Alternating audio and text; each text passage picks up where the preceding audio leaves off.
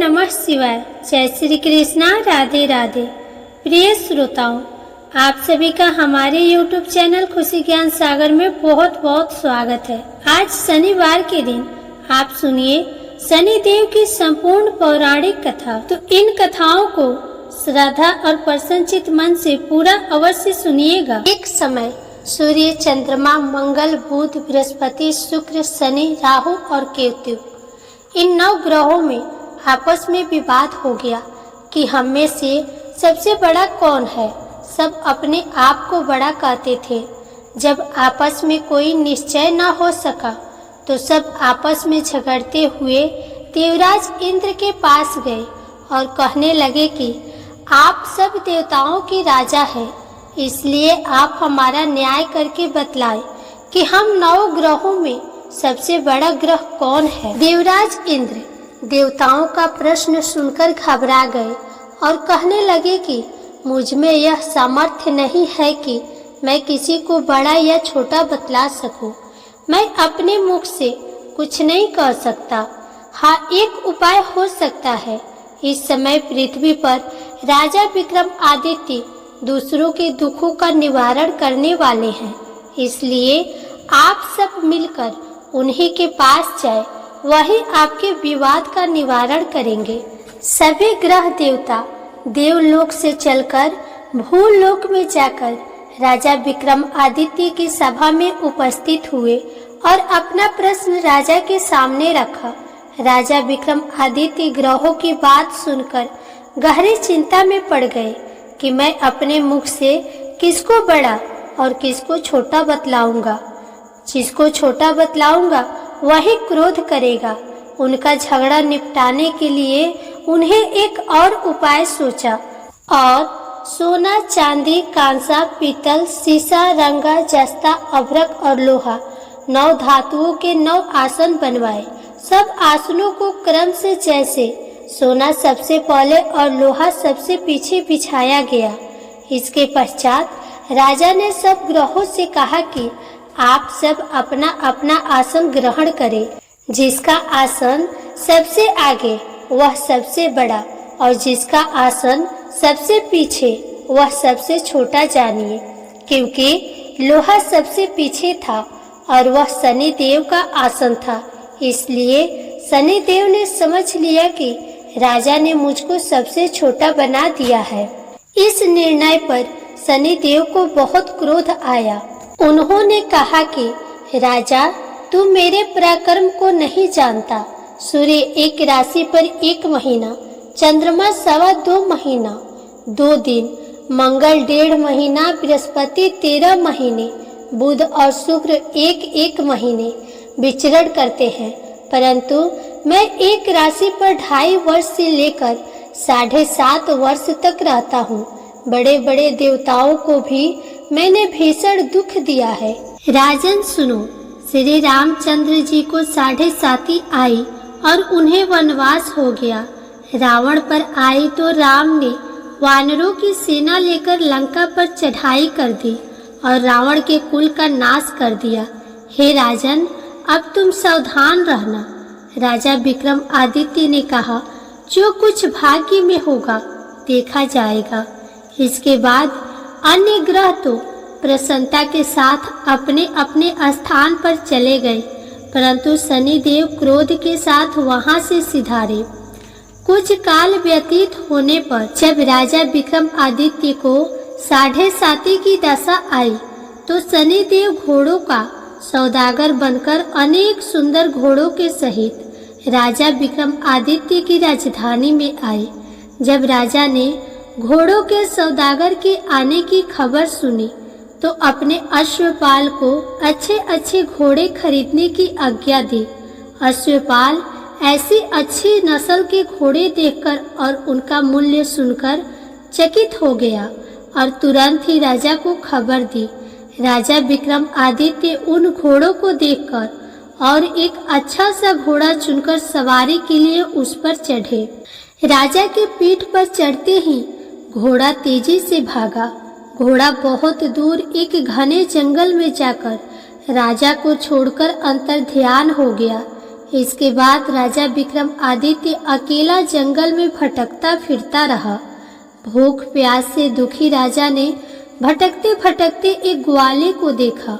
ग्वाले ने राजा को प्यास से व्याकुल देखकर पानी पिलाया। राजा की अंगुली में एक अंगूठी थी। वह अंगूठी उसने निकालकर प्रसन्नता के साथ ग्वाले को दे दी और स्वयं शहर की ओर चल दिया। राजा शहर में पहुंचकर एक सेठ की दुकान पर जाकर बैठ गया और अपने आप को उज्जैन का रहने वाला तथा अपना नाम वीका बतलाया। सेठ ने उसको एक कुलीन मनुष्य समझकर जल आदि पिलाया। भाग्यवश उस दिन सेठ की दुकान पर बहुत अधिक बिक्री हुई। तब सेठ उसको भाग्यवान पुरुष समझकर भोजन कराने के लिए अपने साथ अपने घर ले गया। भोजन करते समय राजा विक्रमादित्य ने एक आश्चर्यजनक घटना देखी। जिस खूंटी पर हार लटक रहा था वह खूंटी उसी हार को निगल रही थी। भोजन के पश्चात जब सेठ कमरे में आया तो उसे कमरे में हार नहीं मिला। उसने यही निश्चय किया कि सिवाय वीका के और कोई इस कमरे में नहीं आया, अतः अवश्य ही उसी ने हार चोरी किया है। परंतु वीका ने हार लेने से इनकार कर दिया। इस पर 5-7 आदमी उसको पकड़कर नगर फौजदार के पास ले गए। फौजदार ने उसको राजा के सामने उपस्थित कर दिया और कहा कि यह आदमी भला प्रतीत होता है, चोर मालूम नहीं होता, परंतु सेठ का कहना है कि इसके सिवाय और कोई घर में नहीं आया था, इसलिए अवश्य ही इसी ने चोरी की है। राजा ने आज्ञा दी कि इसके हाथ पैर कटवाकर चौरंगिया किया जाए। राजा की आज्ञा का तुरंत पालन किया गया और वीका के हाथ पैर काट दिए गए। कुछ काल व्यतीत होने पर एक तेली उसको अपने घर ले गया और उसको कोल्हू पर बिठा दिया। वीका उस पर बैठा हुआ अपनी जबान से बैल हाँकता रहा। इस काल में राजा की शनि की दशा समाप्त हो गई। वर्षा ऋतु के समय वह मल्हार राग गाने लगा। यह राग सुनकर उस शहर की राजा की कन्या मन भवानी उस राग पर मोहित हो गई। राजकन्या ने राग गाने वाले की खबर लाने के लिए अपनी दासी को भेजा। दासी सारे शहर में घूमती रही। जब वह तेली के घर के निकट से निकली तब क्या देखती है कि तेली के घर में चौरंगिया राग गा रहा है। दासी ने लौटकर राजकुमारी को सब वृतांत सुना दिया। बस उसी क्षण राजकुमारी मन भवानी ने अपने मन में यह प्रण कर लिया कि चाहे कुछ भी हो, मैंने इस चौरंगिया के साथ ही विवाह करना है। प्रातः काल होते ही जब दासी ने राजकुमारी मन भवानी को जगाना चाहा तो राजकुमारी अनशन व्रत लेकर पड़ी रही। दासी ने रानी के पास जाकर राजकुमारी के न उठने का वृतांत कहा। रानी ने वहां आकर राजकुमारी को जगाया और उसके दुख का कारण पूछा। राजकुमारी ने कहा कि माताजी, मैंने यह प्रण कर लिया है कि तेली के घर में जो चौरंगिया है मैं उसी के साथ विवाह करूंगी। माता ने कहा, पगली, तू यह क्या कह रही है? तुझे किसी देश के राजा के साथ परिणाया जाएगा। कन्या कहने लगी कि माताजी, मैं अपना प्रण कभी नहीं तोड़ूंगी। माता ने चिंतित होकर यह बात महाराज को बताई। महाराज ने भी आकर उसे समझाया कि मैं अभी देश देशांतर में अपने दूत भेजकर सुयोग्य रूपवान एवं बड़े बड़े गुणी राजकुमार के साथ तुम्हारा विवाह करूंगा। ऐसी बात तुम्हें कभी नहीं विचारनी चाहिए। परंतु राजकुमारी ने कहा, पिताजी, मैं अपने प्रण त्याग दूंगी, परंतु किसी दूसरे से विवाह नहीं करूंगी। यह सुनकर राजा ने क्रोध से कहा, यदि तेरे भाग्य में ऐसा ही लिखा है तो जैसी तेरी इच्छा हो वैसा ही कर। राजा ने तेली को बुलाकर कहा कि तेरे घर में जो चौरंगिया है उसके साथ मैं अपनी कन्या का विवाह करना चाहता हूँ। तेली ने कहा, महाराज, यह कैसे हो सकता है? कहाँ आप हमारे राजा और कहाँ मैं एक नीच तेली। राजा ने कहा कि भाग्य के लिखे को कोई टाल नहीं सकता। अपने घर जाकर विवाह की तैयारी करो। राजा ने सारी तैयारी कर तोरण और वंदरवार लगवाकर राजकुमारी का विवाह चौरंगिया के साथ कर दिया। रात्रि को जब विक्रमादित्य और राजकुमारी महल में सोए तो आधी रात के समय शनिदेव ने विक्रमादित्य को स्वप्न दिया और कहा कि राजा, कहो, मुझको छोटा बतलाकर तुमने कितना दुख उठाया। राजा ने शनिदेव से क्षमा मांगी। शनिदेव महाराज ने राजा को क्षमा कर दिया और प्रसन्न होकर विक्रमादित्य को हाथ पैर दिए। तब राजा विक्रमादित्य ने शनिदेव से प्रार्थना की, महाराज, मेरी प्रार्थना स्वीकार करें। जैसा दुख आपने मुझे दिया है ऐसा और किसी को न दे। शनिदेव ने कहा, तुम्हारी यह प्रार्थना स्वीकार है। जो मनुष्य मेरी कथा सुनेगा या कहेगा उसको मेरी दशा में कभी किसी प्रकार का दुख नहीं होगा, और जो नित्य ही मेरा ध्यान करेगा या चींटियों को आटा डालेगा उसके सब मनोरथ पूर्ण होंगे। इतना कहकर शनिदेव अपने धाम को चले गए। जब राजकुमारी मन भवानी की आंखें खुली और उसने चौरंगिया को हाथ पांव सहित देखा तो आश्चर्यचकित हो गए। उसको देखकर राजा विक्रमादित्य ने अपना समस्त हाल कहा कि मैं उज्जैन का राजा विक्रमादित्य हूँ। यह घटना सुनकर राजकुमारी अत्यंत प्रसन्न हुई। प्रातःकाल राजकुमारी से उसकी सखियों ने पिछली रात की हाल चाल पूछा तो उसने अपने पति का समस्त वृतांत कह सुनाया। तब सबने प्रसन्नता प्रकट की और कहा कि ईश्वर ने आपकी मनोकामना पूर्ण कर दी। जब उस सेठ ने यह घटना सुनी तो वह राजा विक्रमादित्य के पास आया और उनके पैरों पर गिरकर क्षमा मांगने लगा कि आप पर मैंने चोरी का झूठा दोष लगाया। आप मुझे जो चाहे दंड दे। राजा ने कहा, मुझ पर शनिदेव का कोप था, इसी कारण यह सब दुख मुझको प्राप्त हुआ। इसमें तुम्हारा कोई दोष नहीं। तुम अपने घर जाकर अपना कार्य करो, तुम्हारा कोई अपराध नहीं। सेठ बोला, महाराज, मुझे तभी शांति मिलेगी जब आप मेरे घर चलकर प्रीतिपूर्वक भोजन करेंगे। राजा ने कहा, जैसी आपकी इच्छा हो वैसा ही करे। सेठ ने अपने घर जाकर अनेक प्रकार के सुंदर व्यंजन बनवाए और राजा विक्रमादित्य को प्रीति भोज दिया। जिस समय राजा भोजन कर रहे थे एक अत्यंत आश्चर्यजनक घटना सबको दिखाई दी। जो खूंटी पहले हार निगल गई थी अब वह हार उगल रही थी। जब भोजन समाप्त हो गया तो सेठ ने हाथ जोड़कर बहुत सी मोहरे राजा को भेंट की और कहा, मेरी श्री कौरी नामक एक कन्या है, उसका आप पाणी ग्रहण करें। राजा विक्रमादित्य ने उसकी प्रार्थना स्वीकार कर ली। तब सेठ ने अपनी कन्या का विवाह राजा के साथ कर दिया और बहुत सा दान दहेज आदि दिया। कुछ दिन तक उस राज्य में निवास करने के पश्चात राजा विक्रमादित्य ने अपने ससुर राजा से कहा कि अब मेरी उज्जैन जाने की इच्छा है।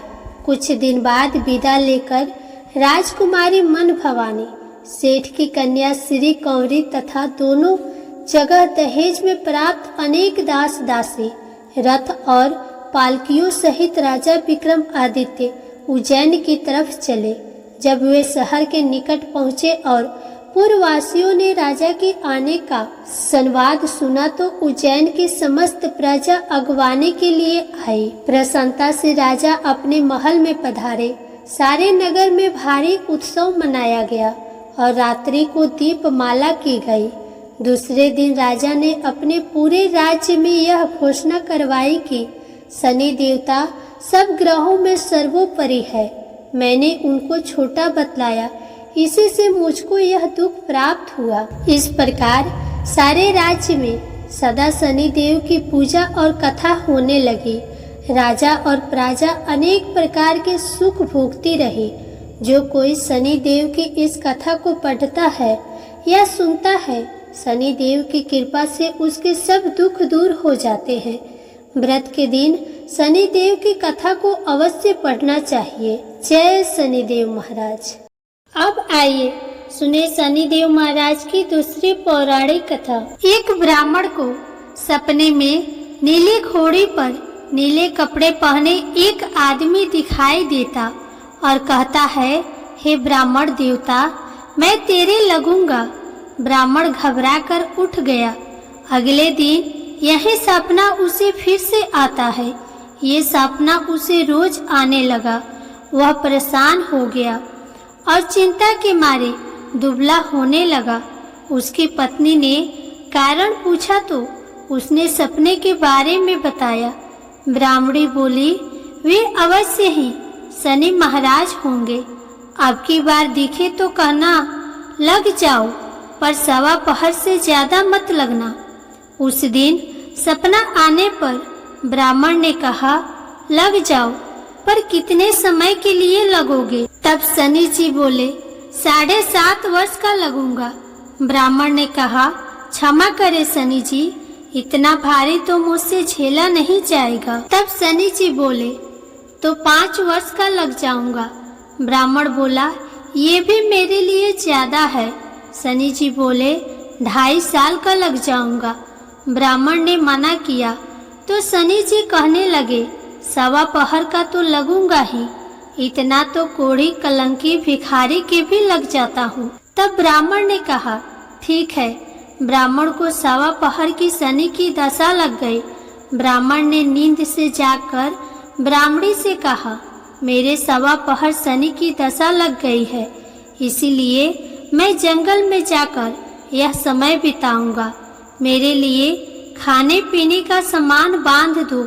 मेरे पीछे से किसी से लड़ाई झगड़ा ना हो, इसका ध्यान रखना। ज्यादातर घर में ही रहना, बच्चों का भी ध्यान रखना।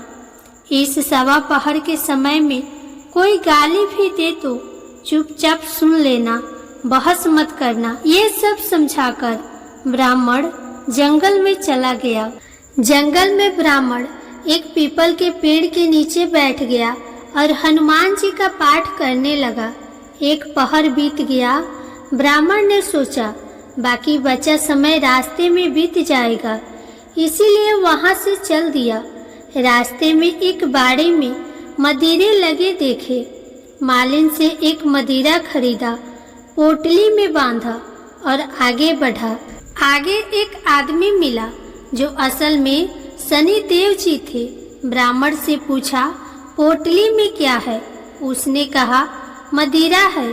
शनि देव बोले, दिखाओ। ब्राह्मण ने पोटली खोली। उसमें राजकुमार का कटा हुआ खून से लथपथ सिर देखा। शनि देव ब्राह्मण को राजा के पास ले गए और कहा कि इस ब्राह्मण ने राजकुमार की हत्या कर दी है।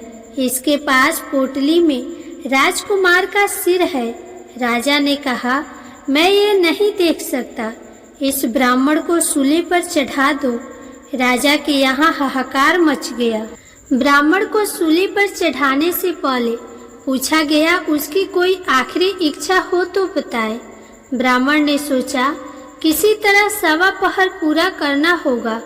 उसने कहा, वह रोज बालाजी की कथा सुनता है, मरने से पहले अंतिम बार बालाजी की कथा सुनना चाहता है। ब्राह्मण को कथा सुनाने का प्रबंध किया गया। कथा कहते कहते सवा पहर पूरा हो गया। शनि की दशा टलते ही राजकुमार शिकार खेलकर लौटता हुआ दिखाई दिया। राजकुमार को आता देख राजा बहुत खुश हुआ, लेकिन उसे निर्दोष ब्राह्मण की हत्या का दोष सताने लगा। उसने तुरंत घोड़सवार सैनिकों को ब्राह्मण को आदर सहित ले आने के लिए भेजा। ब्राह्मण राज दरबार में आए। ब्राह्मण राज दरबार में आया तो राजा ने क्षमा मांगी और पोटली दिखाने के लिए कहा। पोटली खोली तो उसमें मदिरा था। राजा ने इन सब के बारे में पूछा तो ब्राह्मण ने बताया, मुझे 1.25 पहर की शनिश्चर की दशा लगी थी, इस कारण यह सब तमाशा हुआ। राजा ने पूछा, ये दशा कैसे टलती है? ब्राह्मण बोला, राजा या सेठ को लगे तो काला हाथी या काला घोड़ा दान करे, गरीब को लगे तो पीपल की पूजा करे तब बोले, सच्चा शनिश्चर कहिए, जाके पांव सदा ही पड़िए। शनि देव की कहानी सुने, तिल का तेल और काला उड़द का दान करे, काले कुत्ते को तेल वाली रोटी खिलाएं तो शनिश्चर की दशा उतर जाती है। राजा ने उसे मदिरा वापस दे दिया। घर आकर ब्राह्मण ने मदिरा काटा तो उसमें बीज की जगह हीरे मोती निकले। ब्राह्मणी ने पूछा, ये कहाँ से लाए? आप तो कह रहे थे शनि की दशा लगी है। ब्राह्मण ने कहा, जब दशा लगी थी यही मदिरा राजकुमार का सिर बन गया था। उतरती दशा की शनि जी निहाल कर गए। हे शनि देवता, जैसी ब्राह्मण के शनि की दशा लगी वैसे किसी को न लगे। प्रेम से बोले शनि देव महाराज की जय।